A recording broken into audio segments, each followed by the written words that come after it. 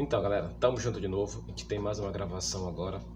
Essa semana vocês fizeram provas e antes que vocês perguntem, não corrigi ainda. Por quê? Porque ainda não deu. Ora, como assim por quê? Chegando a mensagem, porcaria. É o seguinte, mas a gente vai fazer um negócio agora. A gente vai fazer uma correção das atividades que nós fizemos semana passada e também a gente vai dar sequência, na verdade, aos assuntos que nós já começamos, no caso, o período republicano aqui na Amazônia. Deixa eu só botar um negocinho aqui que tá me incomodando, essa bosta aqui. Pronto, não perturbe. Para de balançar, tá balançando a imagem. Eita porra. Tá bom, a gente vai dar continuação a esse assunto e o que mais houver, né? As dúvidas que vocês possam vir a ter, a gente vai tentar dar uma amenizada e vamos meter ficha nessa parada agora, tá? Então, acompanhe, venha comigo. Tem vinheta ainda? Acho que não tem. Vai assim mesmo. Depois eu penso numa vinheta não, numa outra vinheta, tá bom? Nos vemos já já. Pois é, como eu falei, a gente vai fazer a correção desses exercícios que ficaram lá atrás, semana passada, semana retrasada, enfim, quando nós começamos esse assunto novo. Então, deixa eu só me ajeitar aqui. Aê, Shark. Então bora começar, né? Para fazer essa correção, já que nem todo mundo acabou, nem todo mundo fez, uns por preguiça, outros porque não conseguiram, alguns conseguiram fazer tudo, então para esses, parabéns. E vamos lá. A primeira questão, tá ok? Bosta. A primeira questão fala o seguinte: após a queda do Império e a implantação da República, implantação é uma palavra até meio errada, né? Foi na verdade meio que na marra, mas enfim, a instauração, a proclamação da República seria a melhor palavra para usar aí. Enfim, após a queda do Império e a implantação da República, os ideais positivistas, modernizantes e progressistas do novo regime não demoraram a chegar à região amazônica. Portanto, percebe-se que há uma relação entre a Belle Époque e a proclamação da República. Assim sendo, que relação é essa? Galera, vamos lembrar da seguinte situação. Quando a gente fala de Belle Époque, deixa eu até abrir aqui rapidinho. Quando a gente fala de Belle Époque, a gente fala de um período aqui na Amazônia, no Brasil de modo geral, né? Aconteceu também no Rio de Janeiro, em outras cidades, mas no nosso caso específico, Amazônia, essa... Volta aqui enquanto eu abro lá. Qual é esse aqui? Essa Belle Époque, ela se deu no momento do auge do ciclo da borracha, né? Quando havia muito dinheiro circulando em Belém. É bom que se diga, né? Não era na mão de todo mundo, nem todo mundo tinha acesso a essas riquezas. Na verdade, era uma pequena parcela da população, como é ainda hoje, né? E havia uma necessidade de gastar esse dinheiro, de ostentar, de mostrar o luxo, né? De fazer com que aquele dinheiro todo que estava correndo aqui na região, mesmo que na mão de poucos, né, pudesse ser refletido em melhorias, em embelezamento das cidades, né? E isso tudo foi baseado em ideias que estavam rolando na Europa, né? Ideias que vinham baseadas no iluminismo, no positivismo, ideias que também tiveram alicerce lá atrás, na época da Revolução Francesa, né? E que vieram se desenvolvendo ao longo dos anos. E essas ideias, elas, digamos, alcançaram o seu esplendor máximo na França, em Paris. Então, como na época, né, assim como hoje, se a gente for pensar um pouquinho, havia assim essa, não digo necessidade, mas esse hábito de copiar aquilo que era moda em outros países para implantar aqui, claro, adaptando aqui e ali, né? Houve então essa cópia de um modelo francês de governo, assim como houve na época da Belle Époque uma cópia desse modelo francês de vida que eu digo assim, de vida sofisticada, luxuosa, de vida assim, que, digamos, bebia na fonte do positivismo, na fonte do iluminismo, dessa modernidade, dessa efervescência de um novo século, né? A gente está falando de um momento que marca a virada do século XIX para o século XX. Então, nós tínhamos ali uma efervescência de ideias, sabe, de coisa dita moderna para a época, claro. E então aqui no Brasil as pessoas ficavam assim, a mão chegava a tremer, né? Era de copiar esses costumes. Logo, a resposta certa para essa questão seria esta aqui, ó. Letra A, tá? A cópia de um modelo francês de governo, mas era uma cópia mesmo, uma cópia assim que tipo os caras nem sabe quando tu diz assim, posso me empresta teu trabalho para eu fazer, aí tu diz assim, tá, só não faz igual, muda alguma coisa para o professor não perceber, e o caboclo vai lá e copia exatamente, foi mais ou menos isso que aconteceu aqui, tá bom? A segunda questão diz o seguinte: todo sistema de dominação, para sobreviver, terá de desenvolver uma base qualquer de legitimidade, ainda que seja a apatia dos cidadãos.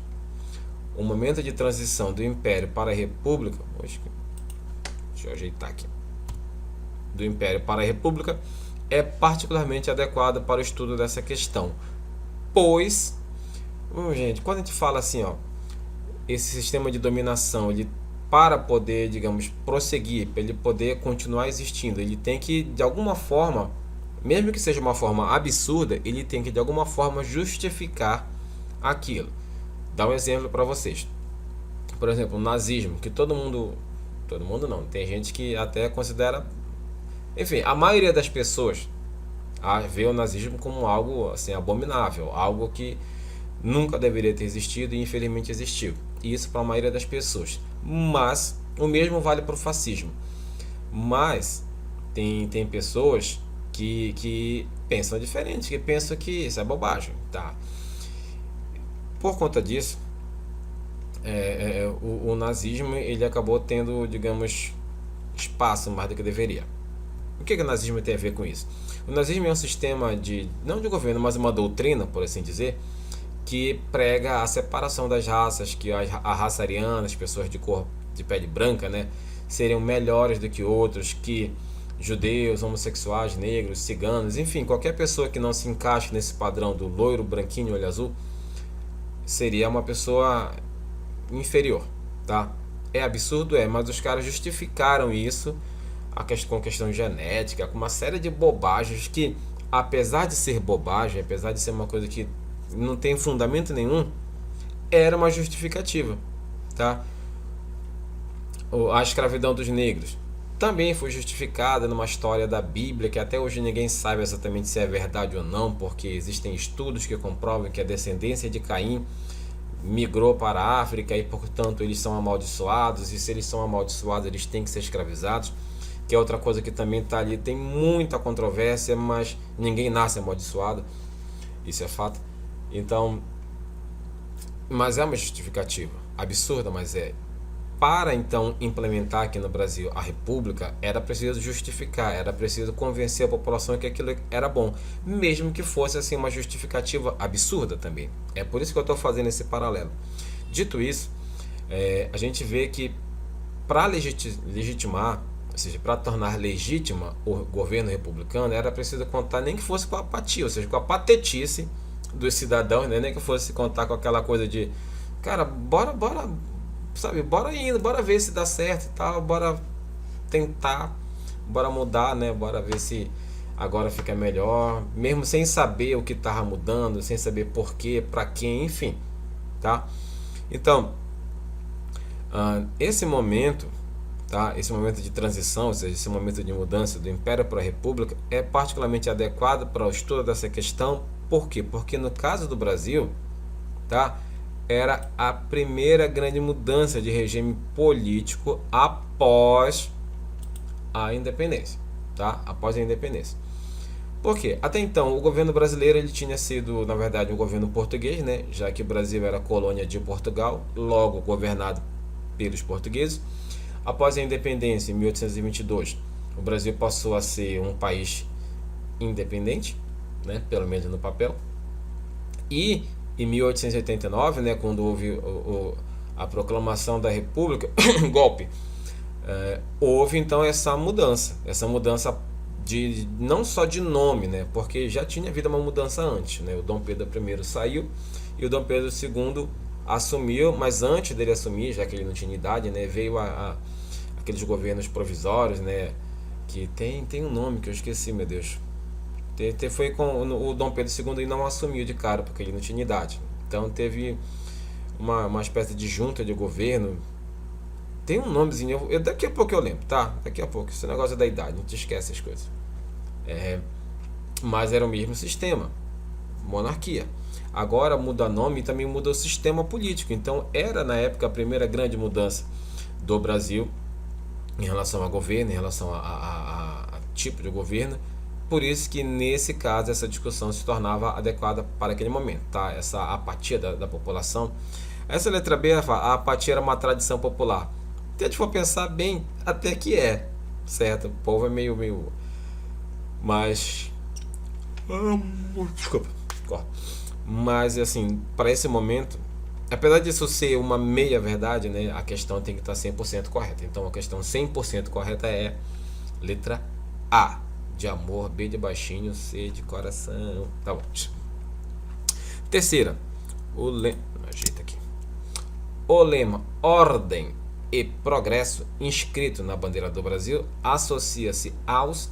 Esse lema ordem e progresso, na verdade, ele era uma espécie era uma frase que levava nessas duas palavras, ordem e progresso, basicamente o centro, o cerne, as principais ideias do movimento iluminista e também do movimento positivista, tá?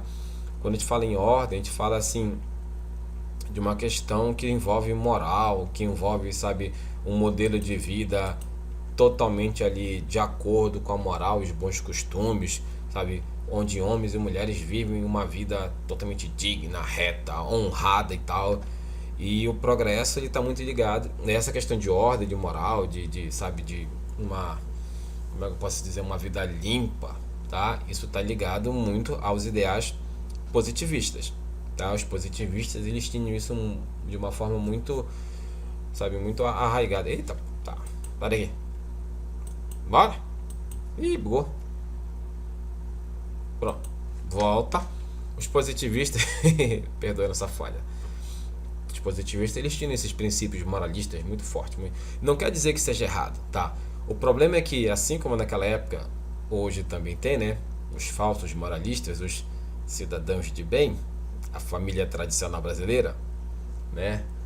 Bando de, enfim, eles falavam isso, mas não viviam isso. Então era uma ideia meio assim, um tanto quanto contraditória. Porém, era o centro da ideia do positivismo. E o progresso está ligado aos iluministas por conta das questões, como é que eu posso dizer assim, da ciência, o progresso científico, o progresso do homem, a partir do momento que o homem, ele, digamos assim, ele se liberta um pouco da questão religiosa. Quando eu digo questão religiosa, não é que ele deixa de ser religioso, mas ele passa a ter a ciência num grau mais elevado de consideração, a ponto de não aceitar as coisas simplesmente como elas são porque Deus quis.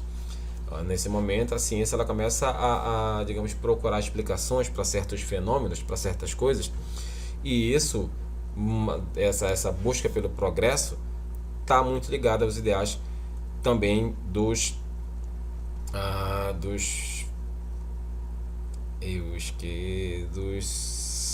iluministas. Porém, então, se a gente fosse marcar aqui dessas 4 alternativas aqui, qual a resposta correta, já que nós não temos iluministas aqui, a gente vai marcar então aqui, ó, os positivistas. Quarta questão. O pensamento positivista teve grande importância no que tange às ideologias republicanas, ou seja, no que se refere às ideologias republicanas. Essa palavrinha aqui, ideologias, para quem não sabe, ideologia é um conjunto de ideias, ou seja, é uma forma de pensar, uma maneira de pensar, levando em consideração certos princípios, ok? Primeiramente, a francesa e, por conseguinte, a brasileira. Desse modo, os ideais republicanos no Brasil nascem alinhados ao pensamento republicano da... Gente, é o seguinte, aqui tem terceira, segunda, primeira, quarta, quinta República Francesa, né? São tantas repúblicas. Vamos lá. Claro que tudo começa com a primeira República Francesa, né? Aonde? Na França. Claro que é na França. E que surge após a Revolução Francesa.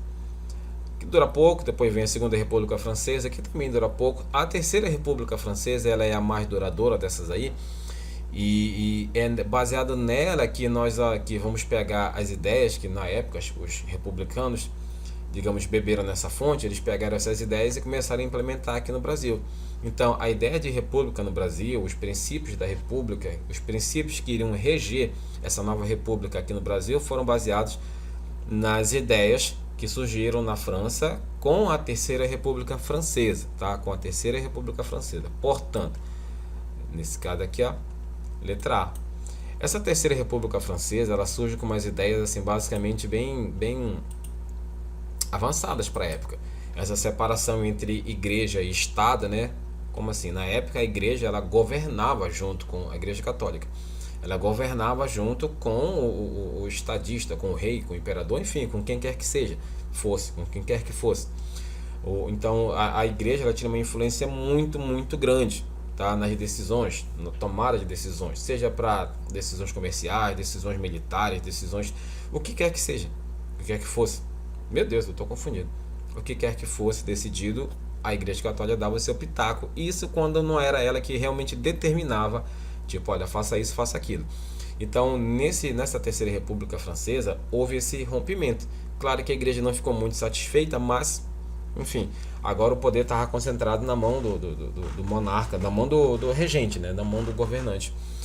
E houve também um maior espaço para as ciências, tá? Nas escolas, houve uma revolução no modelo educacional, então isso a gente vai falar lá para frente, mas essas ideias elas foram muito bem-vindas e muito bem apreciadas aqui.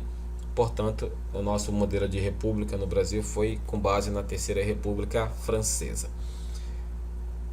Quinta questão. Como sabemos, ainda hoje existem controvérsias a respeito do modo como ocorreu a troca de sistemas de governo no Brasil. De acordo com o texto de apoio que vocês receberam lá atrás e o material da videoaula, que vocês também já viram lá atrás, diferencie golpe de revolução. Gente, basicamente assim, quando a gente fala de golpe, o golpe ele é aplicado por pessoas que normalmente estão nas camadas mais altas ou da sociedade, ou do governo, ou dos círculos militares, tá? Pessoas que de alguma forma se veem, digamos, a parte desse processo de tomada de decisões, que pessoas que não se veem, digamos, tendo importância no governo, tipo aquele safado do Michel Temer em 2016, enfim. Então, quando a gente fala de golpe, a gente fala assim de um movimento quase que interno, certo? É uma mudança de poder na marra, na força, mas que ocorre de dentro do próprio governo. Tá? São pessoas ali que ocupam altos cargos, que têm ali um poder de influência grande, tá? E estão lá dentro. Por exemplo, o golpe militar de 64, que foi um golpe militar, não aceite essa história de que foi uma revolução. Revolução é meu ovo. Foi um golpe militar aplicado em 67 pelos militares que se viam ali também, tipo, meu Deus, ninguém liga pra mim, meu Deus, eu sou militar, porque ninguém me pergunta, porque... Bando safado. E financiado também pelo governo dos Estados Unidos, que é outro povinho. Enfim. Então, quando a gente fala de golpe militar, a gente está falando de uma mudança de governo que acontece internamente, né? E na marra, na força, né? E que é regido, digamos assim, que é orquestrado por pessoas que ocupam altos cargos dentro desse mesmo governo. Ao falar de revolução já é uma coisa que acontece mais nas camadas populares, onde a população tem mais participação ativa. A população ela é um ator, o povo no caso é um ator fundamental na revolução. A Revolução Francesa mesmo ela acontece porque a população francesa já não aguenta mais viver na miséria, viver pagando altos impostos, viver morrendo de fome, praticamente, sabe, abandonada, enquanto a nobreza e o clero, que são os religiosos, viviam no bem bom, no luxo.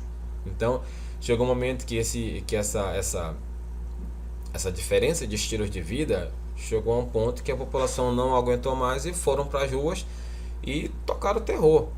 O mesmo pode-se dizer, de certa forma, guardadas as devidas proporções, da cabanagem aqui no estado do Pará. Também foi uma revolução popular, né? Inclusive uma revolução que levou a população ao poder, mesmo que por pouco tempo, né? Mas foi uma revolução popular que teve êxito.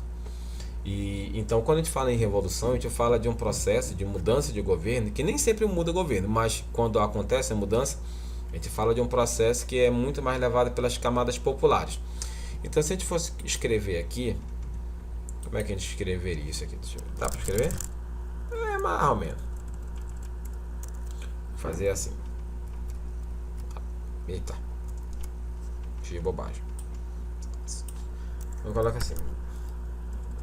Ficou uma linha. Golpe consiste em uma mudança de governo que geralmente ocorre por forças internas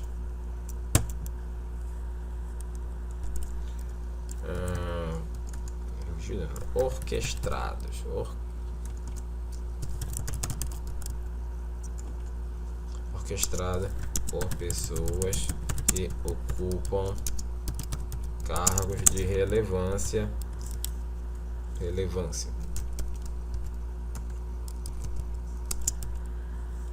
no próprio governo.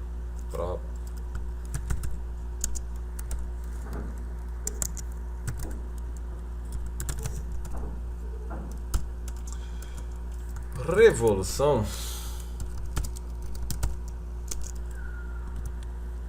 é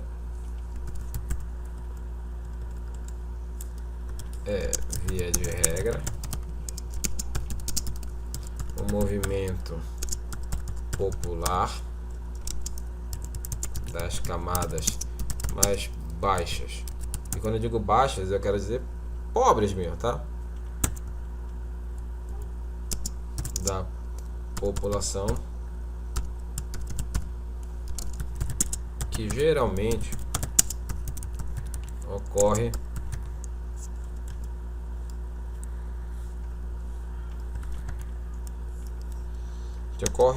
por, como é que eu posso colocar aqui? Por, sei lá, vamos colocar abusos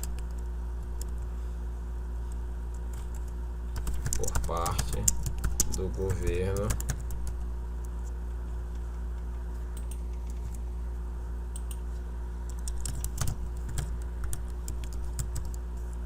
estabelecido.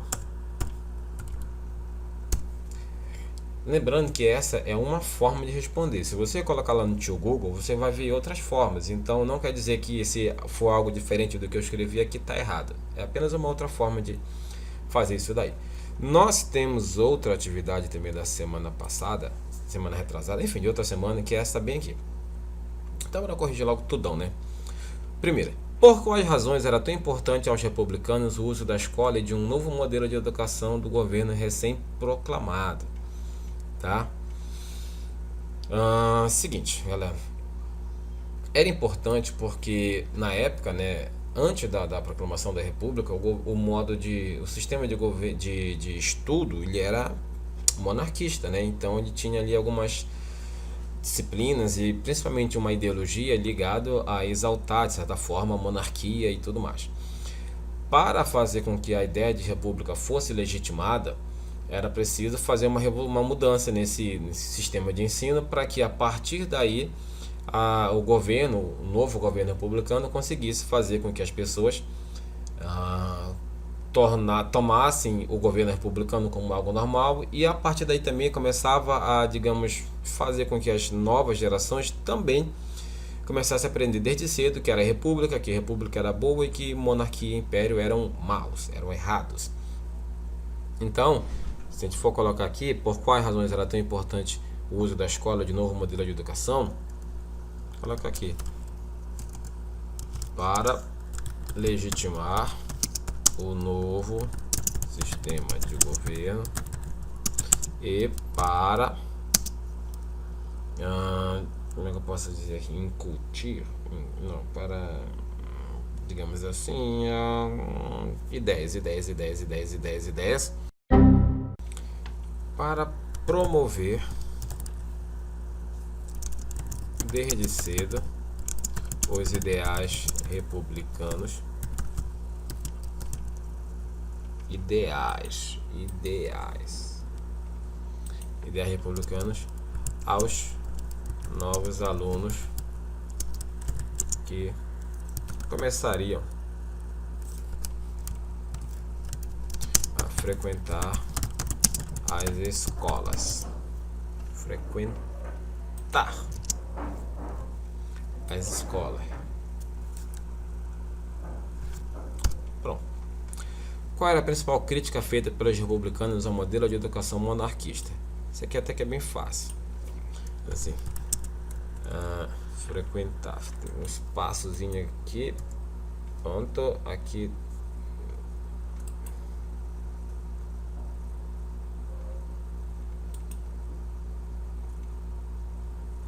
Ah, tá, é aqui. Faltou aí. Sim, e aqui. Os ideais republicanos, agora tá certo. Qual era a principal crítica feita? Ah, tá, sim, vamos lá. Entre outras, as críticas se direcionavam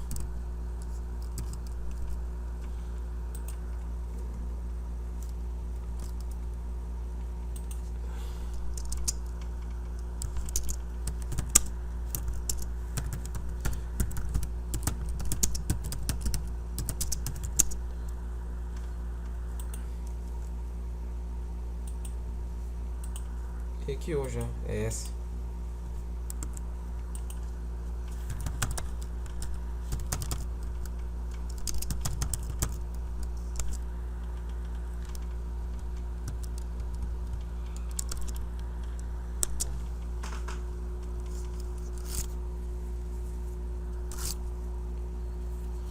Digamos assim, não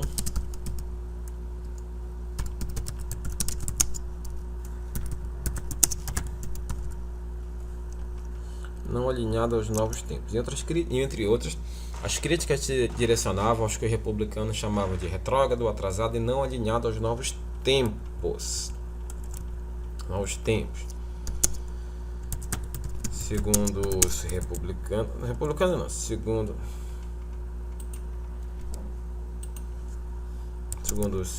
esses críticos,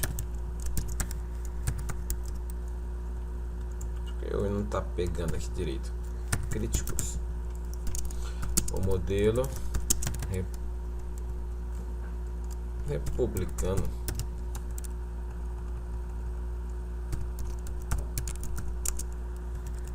era muito mais atual e moderno que o sistema de educação promovido pela monarquia.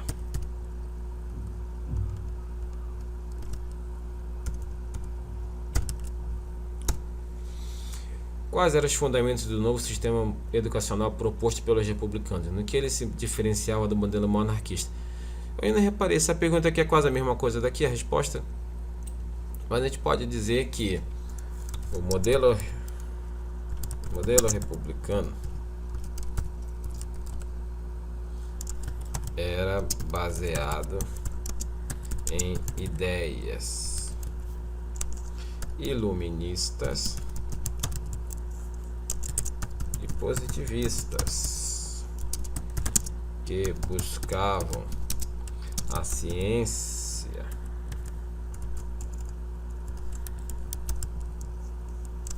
e o método como pilares de uma educação moderna.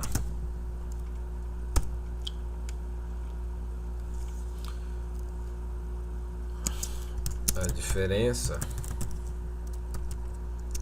se dava na abordagem dos fatos que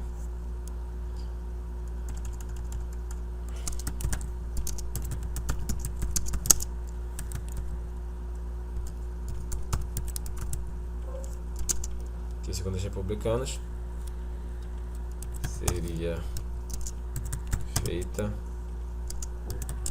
de maneira metódica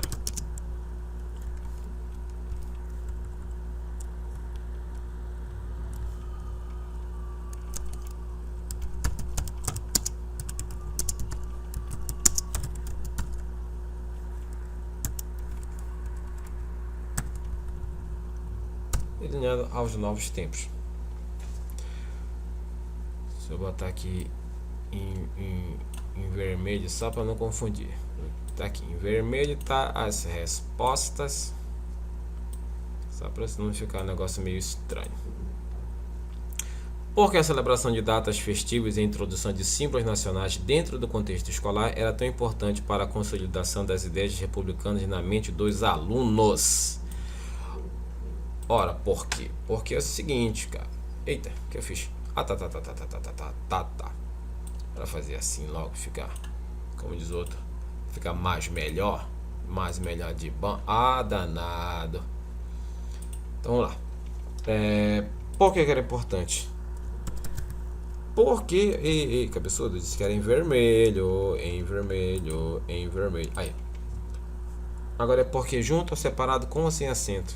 Eu nunca sei. Eu vou dizer assim.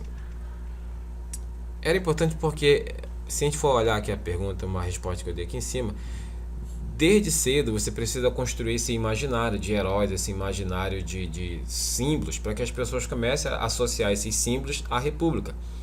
Por exemplo, o desfile militar de 7 de setembro, a questão da marcha, a banda marcial, a bandeira, o brasão, tudo isso, os heróis, tá? Tudo isso, na verdade, o nome de ruas, de praças, de locais, tudo isso tem que ser feito de forma metódica para que, ao lembrar desses nomes, símbolos, heróis, datas, você faça uma associação imediata à República, tá bom? Ao que a República representa, tá? E não só heróis, a gente fala também dos vilões, né? Não adianta só falar dos heróis sem falar dos vilões. Claro, vilões, dependendo de quem está contando a história. A gente precisa lembrar que a história, na verdade, ela é feita de como é que eu posso dizer?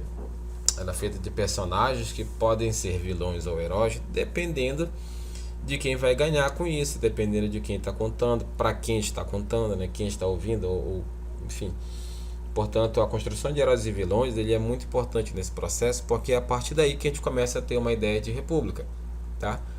Dessa vez eu não escrevi, porque já está ficando um vídeo meio longo, e a gente vai ver a partir disso daqui, ó. Deixa eu pegar aqui. Deixa eu pegar, volta bem aqui. Nós paramos na última aula falando sobre a questão do papel das escolas, né? A gente vai falar também do papel da imprensa. A gente já tá falando agora de assunto novo, tá? Quantos minutos a gente tem de vídeo já? Nós temos... Meu Deus. Tá certo isso? Caracoles, 32 minutos.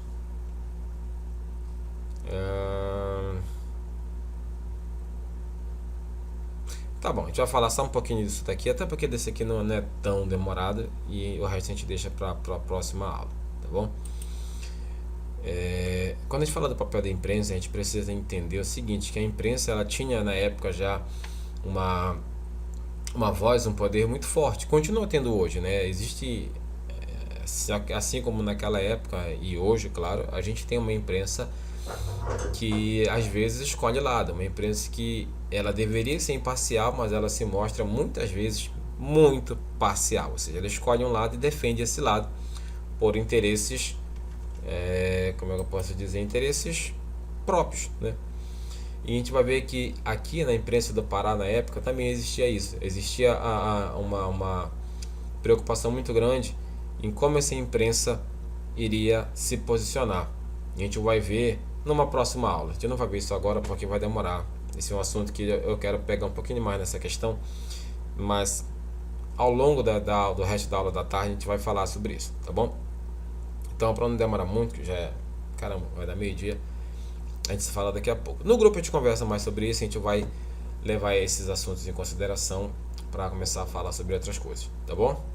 Beijinho, tchau, tchau.